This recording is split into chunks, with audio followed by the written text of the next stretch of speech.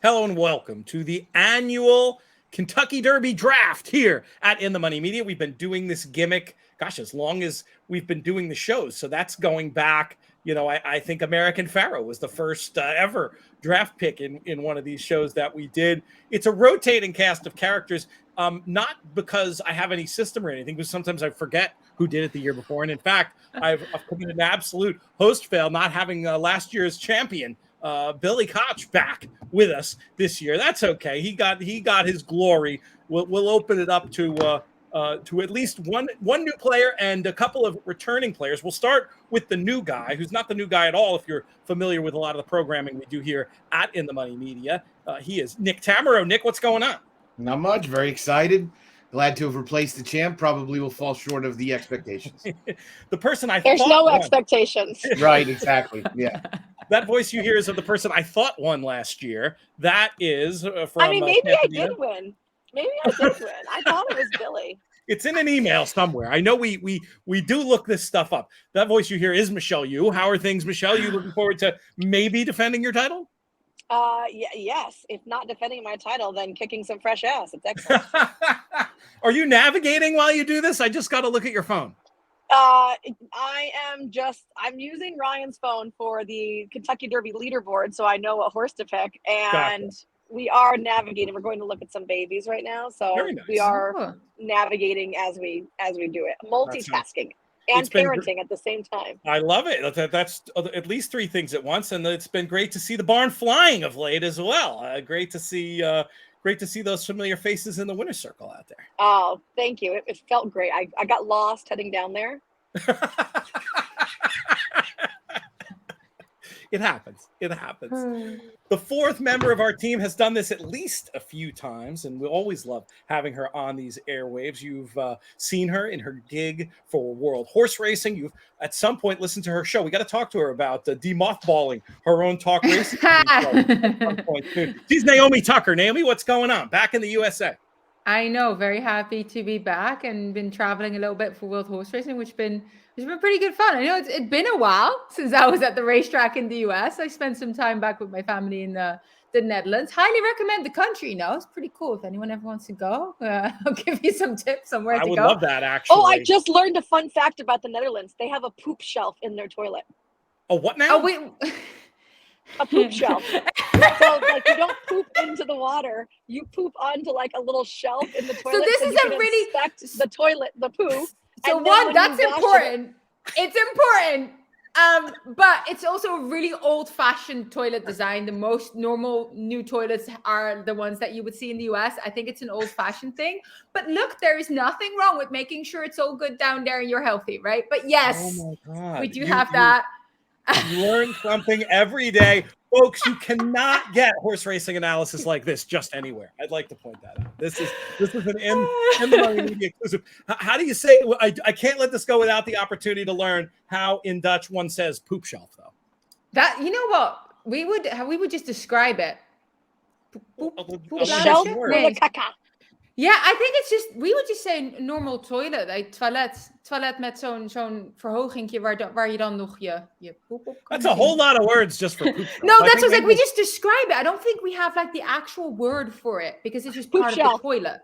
Yeah, well, yeah. They would be speaking they'd be speaking their normal dialect, and then in English they throw in the poop shelf. Yeah, well, we do have a lot of words that are similar to English. Like we would say toilet, which is toilet. Yes. So it's similar, right? So all right, I'm going to bring this show back on the rails first, and I'm going to do that by beginning the selection portion. You see my high tech. Oh, do we know what's our draft order? That's what's up on screen right now, Michelle. And you actually have the first pick.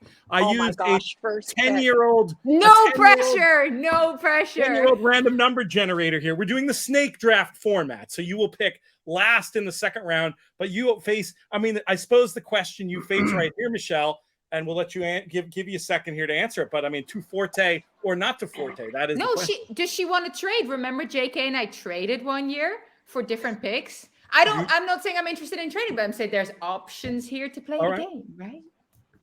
What do you think? Hold on.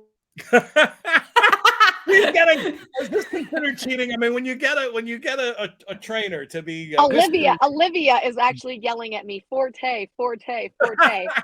But I'm not going to go Forte. Okay. What's your plan? I'm going to go Angel of Empire.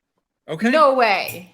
Huh. I mean, he wasn't. Okay. It's one of those things, and we face this in whatever fantasy sport you play. He's not going to be there in the second round, right? I mean, he's going to be one of the I'll first tell you four. my reasoning behind it is only because Forte gave a lot in the Florida Derby, and if he comes back out of that and he can still move forward, that's like crazy. But I just think that he gave an awful lot in that race. Nick and I talked about this on the show today, the different ways to read that form. Did he prove his toughness? Is he still moving forward, or did he get away with winning despite not as being his best day?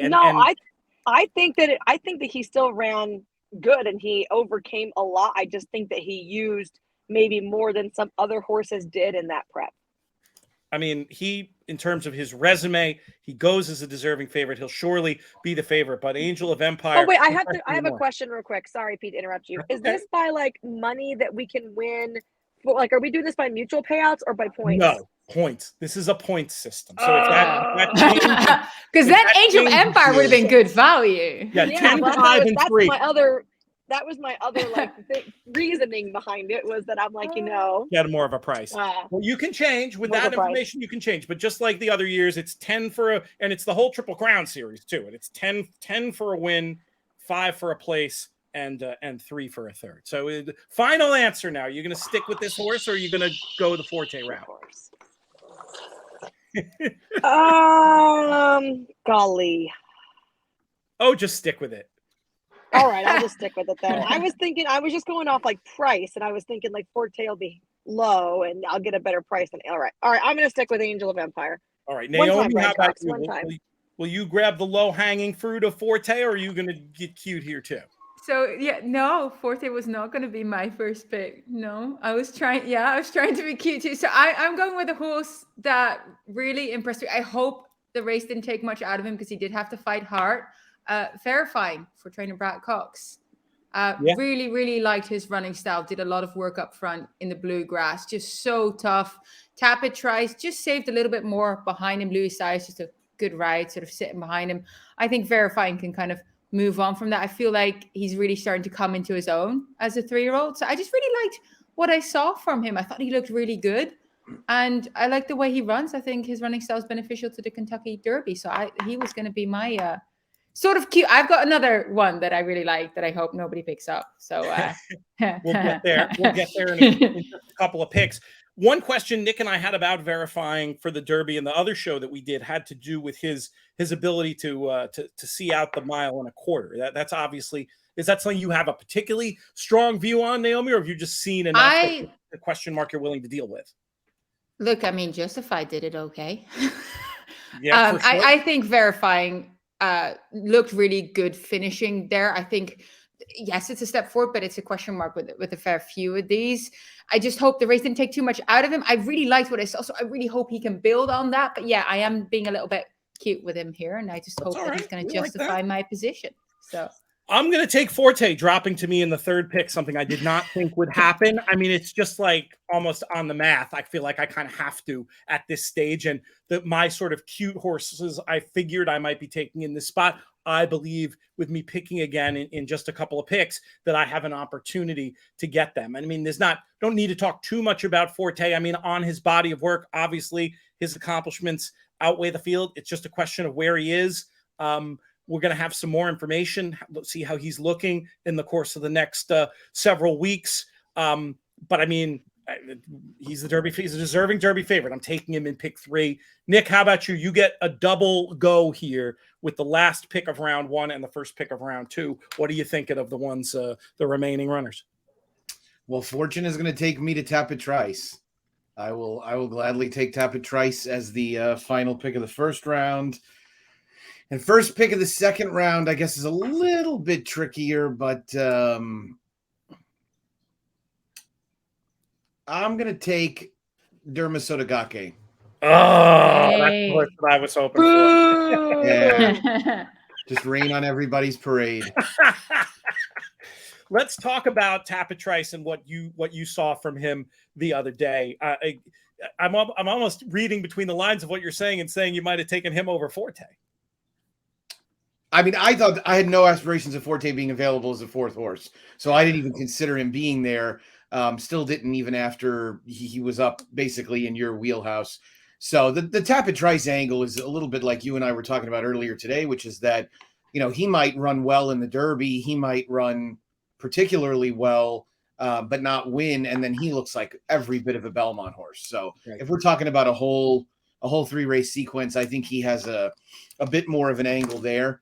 And obviously with Derma Sotogake, it's the unknown. So, but yeah, as far as Tapit Trice goes, he's a horse obviously that's moving forward, moving the right direction. I thought that was a very compelling performance Saturday in the Bluegrass, and I think every reason to be excited about him. There is a common form line between Derma Sotogake and Mandarin Hero, a horse called Hero Call, who was a fourth behind Derma, and then beat Mandarin Hero. On a literal reading of the form, and because of trips, this can be a dangerous game, but on a literal reading of the form, that would make Derma 3 to 6 lengths faster than Mandarin Hero, who almost, who ran close to 100 figure and nearly won the Santa Anita Derby. Now, at the moment, on the outside looking in for getting in here. But what is the thing that attracts you the most to Derma Sotogake, Nick? This is the right kind of crop for a stranger. This is the right group for a horse that is from a background that we would normally kind of scoff at, thinking that there was no way a Japanese-based runner that went to Dubai could come over to America and win. But he looks to have the right kind of running style, being a forwardly placed horse in a pretty paceless crop. He also figures to he figures to be tough, period. Anybody that's tried to dabble in making a speed figure for his UAE Derby, I think, is realizing that it was a pretty strong performance all in all. So I would say, I also think there's a chance that we could see him twice in the Triple Crown. To put it in perspective, different connections, but Lonnie ran in all 3 races. I know he ran in the Derby and the Belmont. I believe he ran in all 3. So just a real opportunity for a horse for us to see him a couple times. Yeah, I think that certainly makes sense in a contest like this. I've already put in my consolation pick since my Derma Sotogake got taken. 2 Phils, I think, is an interesting horse who's run really fast. I don't exactly know what to make of him and how he's going to stand up to a test like this, but I think this is an interesting runner, and I'm going to go ahead and reach for him here off that very fast Jeff Ruby Stakes win. He's got form that ties in closely with Angel of Empire. I mean, I just feel like this is a horse, if he has another forward move in him, could absolutely be heard from in a test like this. We'll see. Might have just been. I got questions for you, though. Hit me. One. Well, just if you look at the Jeff Ruby Stakes as a prep, it's only had like 1 or 2 winners from the Kentucky Derby come out of it, right? It's not been the most successful prep, and it's all weather. Dude, that's his best. That was a huge step forward for this horse. Has it got to do with the fact that the surface was different than what he ran on before? And he's now going to go back to the dirt. It easily could be. It easily, this is a horse that could run, way back in the field. It's kind of an all or nothing upside play, which I don't mind in this year's field because of how much, there's much of a muchness about a bunch of the runners we're about to get into. I don't have that much to separate them. When I see a horse who's just cracked that triple digit barrier for the first time, on pedigree, this isn't a horse that I think has to be doesn't feel like it has to be some big synth move up. I mean, maybe the bigger question is, for all the races Larry Ravelli has won, is, it's not really his type of thing, but hey, sometimes the horses bring you there. It's not like this horse was incompetent on that New Orleans circuit, ran in the money in the Lecomte and the Risen Star. I'm willing to take the chance, but I mean, it's not, if you took the anti-view, anybody oppo me here on this pick, I wouldn't fight anybody. I think it's a little bit tricky for sure. And we'll see, we'll see what happens as we move forward. Did we lose Nick for a second? Did I just see that? I'm doing too many things at once here. No, there he is. He's down here. I gotta bring him back in. And I don't exactly know how to do that from this angle. This is This is why it's better when I have a producer than when I do this stuff. But I'll figure this out momentarily. In the meantime, why don't we continue to plug away, Naomi, with your next pick? So I feel like I'm kind of like stuck between two horses, and I'm wondering if the horse I take now, then the other one might still be available. I'm hoping so. That, you know, you're trying to play game, as we've seen. Yeah, I'm trying to play. Well, I do have kind of a question in terms of, because you know, when we start thinking about jockey engagements, there are a few horses in this that have had the same riders, and you really kind of wonder who's going to go where, and that to me is of importance as well. I think I'm going to try and play it cute, and I'm going to go with Kingsbarns for training top fletcher. Is Flavian Pratt going to retain the ride? Is he going to go Angel of Empire, who won the Arkansas Derby on? I would think he'd go Angel, but I don't know. I mean, that would certainly be a big data point in that direction. If I don't know if it's been, I don't know if this is a known or an unknown known at the moment. Yeah, no, I like Kingsbarns just because he's so progressive, very unexposed. Doesn't need to be on the lead, can be on the lead if he wants to, but obviously won on first asking, just kind of sitting back, and Top Fletcher knows how to win these races. So in Todd, I trust with Kingsbarns here. All right, I hear it. This is a horse we've been talking about since before he ever ran as a possibility for this race. Got to get faster. We discussed the slow he does, but he's unexposed in that regard, though. And I feel like you were saying, I think Nick was highlighting that this is kind of the crop that they all, you know, there's not that much shepherding. I wouldn't say there's one superstar that I love. So I'm willing to say a horse that's still progressing could step it up if he gets the right trip on the day. Before we move into the final pick of round 2, we'll put a little call out to the people watching on YouTube. When this show's over, let us know who you think has the best team. That's always a fun thing to do in the YouTube comments for this. And also let us know who your top pick was going to be. We obviously have a bunch of different answers here for that one. So we'd love to hear your top pick, and then let us know who has the best team. And now, in terms of teams, Michelle gets 2 picks in a row to go with her Angel of Empire. Well, you guys took my 2 picks, the Japanese horse and Kingsbarns. So now I have to revamp and regroup. And by the way, as I was sitting here thinking, I think I did win the Triple Crown last year. I think Billy won the Breeders' Cup draft. That's right. I don't think Billy was even in the show. I really don't. I think I would have remembered that. Okay, good. I think that's what it was. So my memory isn't as bad as I thought it was. So that's or it's even worse. I think I'm going to take Practical Move. Yeah. He's not going to get this cozy trip he keeps getting at here, but at least he showed some resilience. He's going to need a better timed ride for sure, but at least he's the best the West has to offer at the moment. And my 3rd round, I'm going to pick Mage. Okay, interesting. That was my horse. That was switch Mage for Kingsbarns if you want. Well, no, I went with Kingsbarn first for a reason. I was just hoping to be cute and get them both. She wanted both. I wanted just both. I was just trying to play it in a way that I could get both. I feel that. So who's going to ride Mage then? Who's going to ride Mage? Because Louis Size was asked after Tapit Trice, was like, oh, so you're riding Tapit Trice or no? And he like kind of laughed and looked at Mandy Pope and went, of course. So... There we are. What do we think about the form of the Santa Anita Derby in all, Michelle? You were out there for it. I mean, and does this also mean that if Mandarin Hero gets in, that you'd be a potential buyer?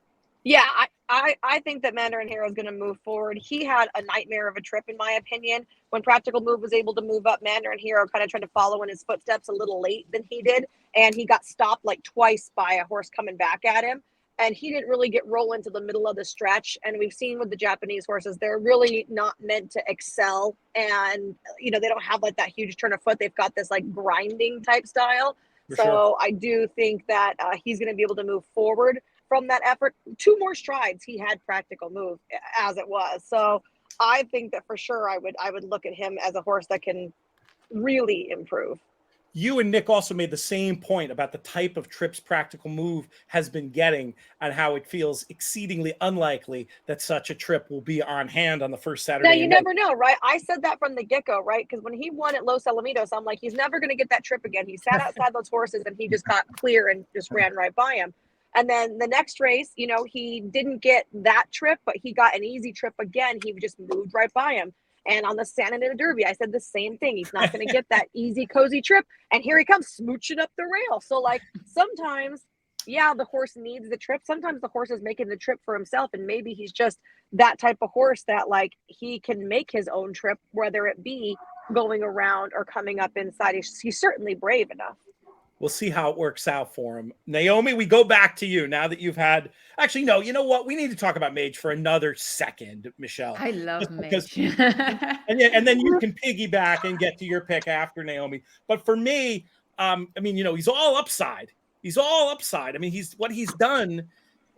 I upgrade him for how difficult his assignments have been. I guess on the problem side of it, he gets another incredibly difficult assignment. Have you seen anything specific in Mage that makes you think he's up to this level of a challenge?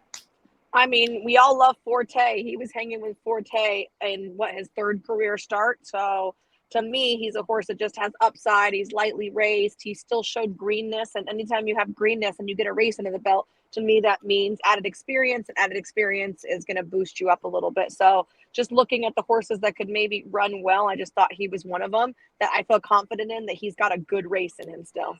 And is that similar to your feelings on him, Naomi? Did you have anything to add about Mage and why you like him for this? I just think that he, like Michelle said, keeps growing, keeps moving further. I got the chance to speak with Gustavo Delgado Jr. about him, and he said we're just still developing him. So every race is that next step forward. Did have that worry about the fact that he didn't break strongly last time in the Florida Derby. They weren't very happy with that because, of course, if you look at his debut race, he was actually on the lead. So they were kind of like, we've been working with him on it. That is something that they will need to get sorted before going to the Kentucky Derby, because you don't want to be stuck in traffic there. So I think that's my worry, but I feel like Mage is just a very, very talented individual. Well, now that pick has been stolen from your clutches, which way are you going to go? So one of the horses I really like, the one Michelle already mentioned, I hope he gets in, but I think there's a few horses that might not be going. I think Mandarin Hero is 23rd at the moment on the by the looks of it. Yeah. I think he can get in. I think there's a few horses that I'm not sure if the connections are still happy to take the horses that way. I thought he ran incredibly well there in that Santa Anita Derby. Really wasn't separating much in him. He had to shift out from behind Practical Move and really kind of bully his way through, which I like to see. And you got to give him credit for the fact that he traveled all the way from Japan over there and then went and raced like that. So now has a fair few weeks to kind of recover even further and hopefully arrive in tip-top shape for the Kentucky Derby. You know, Japan has been rocking and rolling across the world. I think just the horses that they bring over are getting stronger and stronger by the year. So definitely want to time a little train to their wagon. So they've been doing incredibly well. Yeah. Yeah, you can do worse in big international races than following the land of the rising sun. That's for sure. All right, back to me for my next pick. A few different ways I'm tempted to go here. I'm going to land on a horse that's also right now. Is he outside looking in? No, he actually might be 20th. I'm going to go with Skinner, just as a horse who I feel we've been talking about this form line a lot. There's some nice horses.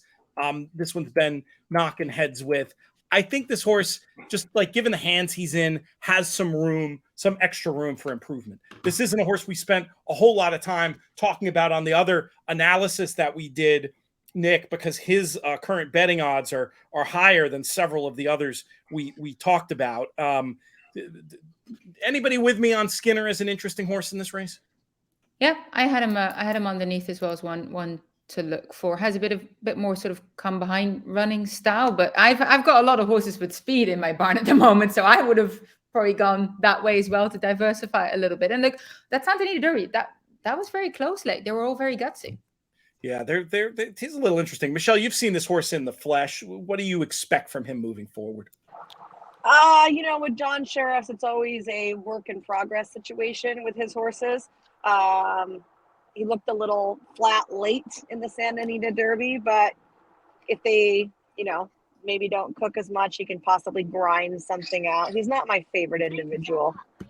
Gotcha. Interesting. Nick, let's bring you back in for your double pick here as we cross over from round 3 to round 4. Yeah, I'm going to take Hit Show first. Just with a thought that maybe maybe like you and I were saying this morning, maybe he's better off laying back for one run. Horse that might be ideally suited to 2 stops in the 3-race sequence as well. So could see him back in the Belmont. And then my other pick, I'm actually going to take a horse that I hope doesn't get into the Derby field and ends up running in the Preakness, trying to kind of go through the back door there, is Disarm. So horse only made 2 starts at 3 and ran maybe a bit better race in the Louisiana Derby than it might seem on paper, given the way the pace played out. Even though I do think it was advantageous to be inside that day, I still think he may have run well enough. So he's worked twice already since the Louisiana Derby. I'm not going to be upset if the field holds together and he doesn't get into the Kentucky Derby. These are connections that have had success in the Preakness in the past anyway. Is there a chance he's going to run in the Lexington, or is that not being discussed? I did not see him mentioned. I kind of opined that I thought it would be a good idea. The Lexington field, I think Marty McGee had an advance out today. Confidence Game is supposed to go to the Lexington, and he was kind of the headliner in terms of name. But Victory Formation is a horse that could get into the field with a good effort. And the other, that's about it as far as who Marty mentioned. Confidence Game is the perfect segue, because I think that's the direction that I'm going to go as a horse who I think is a little bit interesting, potentially under the radar. And it just feels like, looking at horses in this 25-1 type range, which is where we're at right now, looking at the international markets, that I might as well spell confidence correctly. That just feels like a horse that has the opportunity to maybe make some noise. And it's a weird one. I don't think I've ever picked one before that we had the you had to deal with a race before the Kentucky Derby. This one could look a lot better or a lot worse depending on exactly what happens to us on Saturday. But you'll know early at the very least. Yeah, that's right. That's right. What are your thoughts on him, Nick? Do you think he's an interesting runner? My assumption was that he was going to be trained up to the race, and now this conversation about the Lexington caught me a little bit off guard. I don't think you can really feel too great about the off the pace horses from that Rebel, given the way they all came back and performed. Obviously, it was a very strong pace. He and Red Route 1 and Reincarnate all took advantage of it. Reincarnate did have a little bit of trouble along the way, but I think we got a pretty good line on exactly what kind of horse he is. So as a 4th pick in this kind of scenario, I think you could do worse. Yeah. He's a horse that, I almost would have hoped that if they weren't going to run him in the Lexington, maybe they would run him fresh in the Derby with an eye on bringing him right back in the Preakness. Because I think, as far as, this is my first time playing this game, but I think there's an advantage to taking horses that you think really are good candidates to run twice. Yeah, multiple starts make sense. I mean, the races are worth the same. So and historically, it's been one every which way. We've seen this. We've seen a bunch of later round picks get the job done. We've had a couple of years where the favorites have just dominated. So we'll see. To me, this year feels like it could be one of those 4th and 5th round picks type years potentially, as we look at what's going on for this year's Triple Crown. Naomi, we bring you back in for your 4th round pick. So I was going to go with Confidence Game. So I was like, wow, whilst you're talking, you start going through the horses really quickly, and you're like, So I don't know if this horse is gonna go to the Kentucky Derby. Maybe a horse for maybe like a Preakness. He's kind of a huge individual. I'm gonna go with Sun Thunder for Kenny McPeak. He's kind of a grinding, huge style individual. I spoke with Kenny about him, and he was saying he's actually quite quick for a big horse. I did see him. He is quite a huge individual. But look, maybe they take him to the Preakness, maybe do something else with him and decide to bypass, the mayhem that is the Kentucky Derby and pick up a few points that way. We know Kenny McPeak's been pretty successful in Baltimore himself. So yeah, no, he's my sort of later pick now that the horses I liked are not available anymore. I liked Sun Thunder a lot coming into the weekend. Wanted to see a little bit more, but I get what you're saying. Down where we are in the pickings right now. I mean, he's clearly a horse that's got some talent. Michelle, you get 2 picks to close out your team. Your last pick in round 4, your first pick in round 5. Who's it going to be? Okay, so my next round pick is going to be our Belmont winner, and that's National Treasure. Okay. I've been saying that since he was a baby. I've told everybody connected with him this horse is going to win the Belmont. So I think it's going to come down to him, and Tapit Trice would be my Belmont Exacta. That's your early favorites, right? Yeah. And then here's a wild card Preakness horse. You ready for this? Let's hear it. Cave Rock. Okay. You guys all forgot about Cave Rock, huh? I sort of definitely forgot about him. Cave Rock. 100% forgot. We'll let Nick chime in. I think he was holding him in his back pocket as hoping to steal him. Was he? Were you, Nick? Yeah, I was. I told Pete about him this morning, and I said I didn't let his work tab's a little spotty for me, so I'm worried about him running in there off the bench. But I mean, he's a great 5th pick. There's no doubt about it. I'll tell you. That was Ryan coming in clutch. He said you need to use Cave Rock. He worked 7 furlongs and looked good. Oh, did he work today? If someone's gonna win the Preakness off at the bench, it's gonna be Baffert. Yeah, I agree with that. Yeah, it's funny. Did he work today? Was it today? Wait, let me have a look. The 2nd of April. That was 6 furlong move. No, and that then was a 7 furlong move. 7 furlong move on the 19th of March. Yeah. Yeah, see, I got worried that it looks like he missed. It looks like he's missed one work here and there. You have to remember, we've had a lot of track closures. Yeah, where you couldn't work, and Bob's not one to work him on the training track, and that's what was available if you were even allowed to. And once we close the track, you're not allowed to work for 48 hours after that. So we've had a lot of things like that. So I wouldn't read anything into that. Yeah, right. Good. Michelle closes out with 2 very interesting ones for down the line in this Triple Crown with National Treasure and Cave Rock. Naomi, you get one more selection, hopefully, and hopefully it hasn't been stolen. Hopefully it wasn't Cave Rock or National Treasure for you this time. No, I actually forgot about Cave Rock. So I was like, oh, damn, that's a really good one. That's what happens when you're not at Santa Anita and not paying attention to those work tabs, because why not? Why not? Look, I'm gonna go with the horse that actually they are still planning on going and sending him to the Kentucky Derby. I'd like to see how he arrives. Continuar, the other Japanese contender, yes, well beaten by Derma Sotogake in the UAE Derby.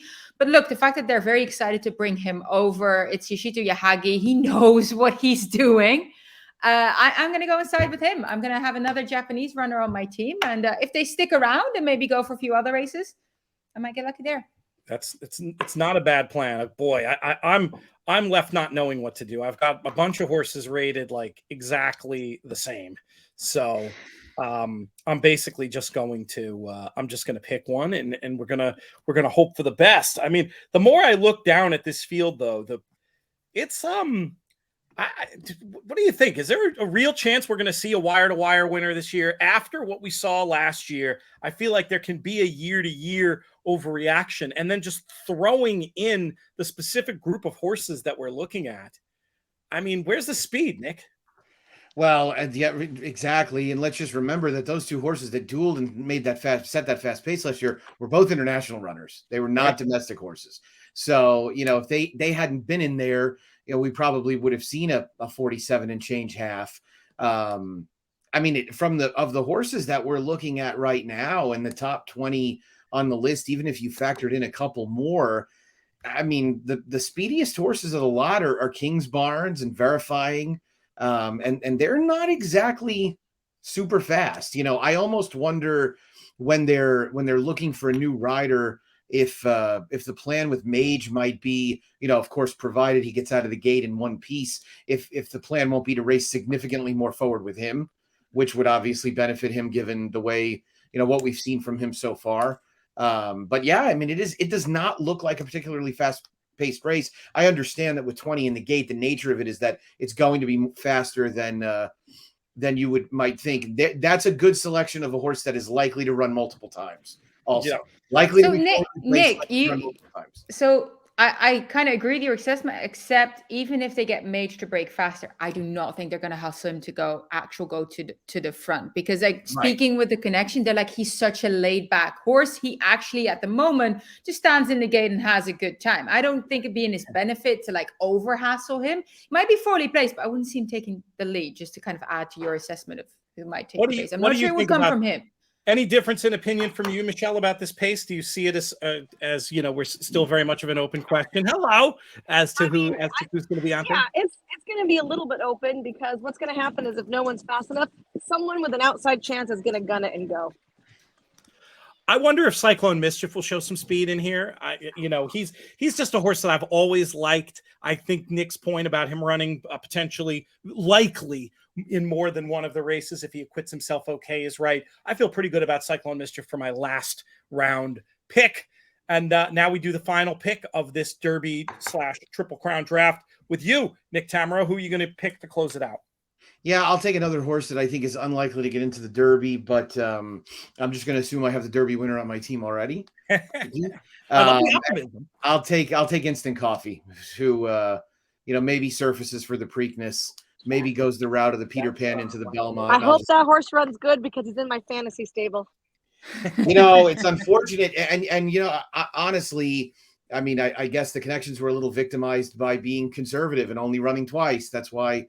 If you can run multiple times, you need to. It's a little surprising that a horse that won the Kentucky Jockey Club and LeCompte, both CDI races, only has 32 points. But, he needed more in the Louisiana Derby. Right. The schedule's the same for everybody. It's known what it is. And I think on balance, waiting the later races makes sense. And an interesting case of them actually really not being homers for their own races.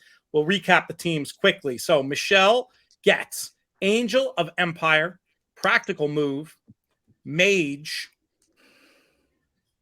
National Treasure, and Cave Rock. Naomi ends up with Verifying, Kingsbarns, Mandarin Hero, Sun Thunder, and Continuar. Definite international flair to our world correspondent. I suppose that makes sense. I get Forte, Two Fills, Skinner, Confidence Game, and Cyclone Mischief. And Nick gets Tapit, Trice, Derma, Sotogake, Hit Show, Disarm, Instant Coffee. Nick, good job. You clearly understood the assignment. Good job from everybody. Really, it's a fun show to do, and we always get a lot of attention and comments for this, and really appreciate you guys coming in. I also really appreciate that I didn't, in fact, mess up and accidentally disinvite last year's winner because he wasn't playing. I got to get more confident in my opinions about these things. Unfortunately for me at this point, I don't remember what I had for breakfast. The brain is too full of horse racing form, and we're going to be studying a lot of it. Look at that, Michelle checking out some babies there. You got to be watching this. We're supposed to be looking at baby horses, but there's a whole pen of baby goats and baby sheep. Whilst you're there. I know. I was like, wait, did you say there's baby sheep? I got to come look at these. Yeah, that's super cute. That is super cute. We won't talk to them about we won't talk to them about Easter dinner. I have a team question. Yes. Did we miss? Did I miss anything? Do we know where Reincarnate is going or is doing? Isn't he supposed to be in number 18? Did someone get him? No, right? No one got him. He was not picked. Do you have any thoughts on? No. I was just looking at him. I know that they might have wanted him to do better last time out at the Arkansas Derby, but it was a horse that has, it's like one of those horses that are in your underneath bracket kind of thing. That was more my kind of look at it. Like not a top liner, but just, Yeah, to be honest, I didn't pick him for a reason. I was just wondering if we knew anything, if he was going to the Kentucky Derby or not, what they were doing. What have you heard, Nick? Have you heard anything special about him? No, the article yesterday about Dettori not necessarily retiring, Ron Anderson said that he was going to make sure that Reincarnate was going, and it looked like Johnny would ride. So I would assume he'll go. The concern I had, I'm concerned about whether that horse is particularly good, but my bigger concern was that a lot of that group's horses last year, specifically Messier, and a lot of the ones that moonlighted with Yakteen, they were just gone after the Derby. We didn't see him for a while until they ended up back with Bob or moved on permanently. So I just, kind of tried to take that into consideration. Taking the slightly negative view there. Any others, Michelle, that you wished you could have had? Or did you have a list that went any deeper? Or are you pleased with where you ended up? No, I'm happy with what I ended up with. I didn't get Kingsbarns, who I really wanted, but that's all right. I ended up with some okay ones. And the last two are just wild cards, but I prefer a wild card to something else that I've really seen over there.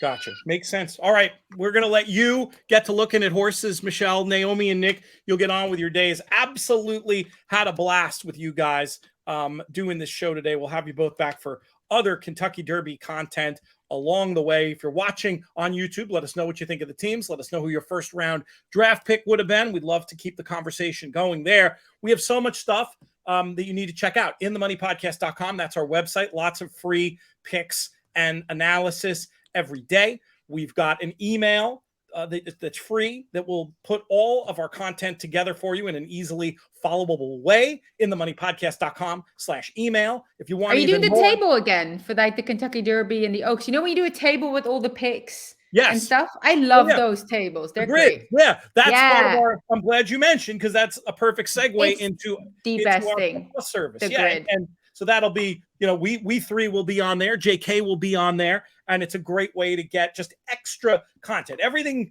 we have a plus service, like a Patreon type thing. It's actually a Substack. And the idea of it is not like a tout service. It's extra content. But we do a bunch of extra content for an event like the Derby. And the picks grid is definitely, by numbers, it's like by far the most popular thing we do. Good. So yeah, I screenshot it and send it to my husband, obviously my non-horse racing husband, who loves to, have a little wager. I'm like, you know what? Just go look at the grid, see what everyone is doing, and it's nice like that. It's good. And there's plenty of other stuff as well, extra pods that Nick will be helping with, and we're going to put you to, now knowing you're going to be down there, Naomi, we'll be putting you to work as well. And if you sign up right now, you get all the rest of our extra Keeneland coverage and the Derby just for 1 month. So it's a very busy, good time of year to do that. InTheMoneyPodcast.com/plus. That's going to do it. We'll thank Michelle and Nick and Naomi one more time. We'll thank all of you, the listeners, the viewers, for making these shows so much fun to do. This show's been a production of In the Money Media. Our business manager is Drew Coatney. Our chief creative officer is Jonathan Kinchin. I'm Peter Thomas Fornatel. May you win all your photos.